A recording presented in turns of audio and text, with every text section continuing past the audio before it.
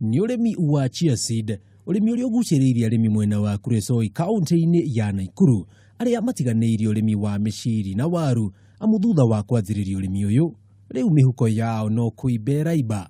Kilo moja ya chia mkulima akiuza hata tukinunua kwa shamba kwa bei ya shilingi 500 na akalima eka moja akapata kwa wastani kilo 300, ana uwezo wa kulima mara 2 kwa mwaka.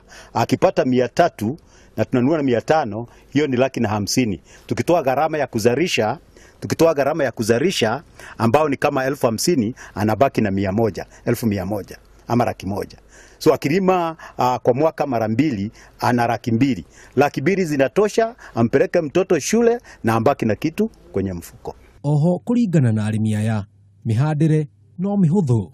Viazi itanidi uweke fertilizer, upige dawa za baridi, but chia ukishapanda hakuna fertilizer ya mtu unaweka. Ikishamea unapalilia peke yake. Then after 4 months or 3 months una harvest. Waya gukorwo ni uria yuria faita ya mumera uyu hari ugima wa mwiri ni riku, Stephen Gatimo no aratutariria ici makiria. Wale ambao wana magonjwa kama ugonjwa wa kisukari, ugonjwa wa pressure, ugonjwa wa baridi yabisi ama arthritis and rheumatism, wale pia ambao wako na shida ya tumbo, upati choo vizuri, tunaita Kiingereza constipation, na pia wako na shida ya uchovu na pia kusafisha damu, chia ndio kama dawa. Na kuri aria mareyuragia kimera giki magihanda ki, riu ndungiuga ndwerirwo. Handu-ini ha Kameme TV, utoria, Njenga wa Wambui.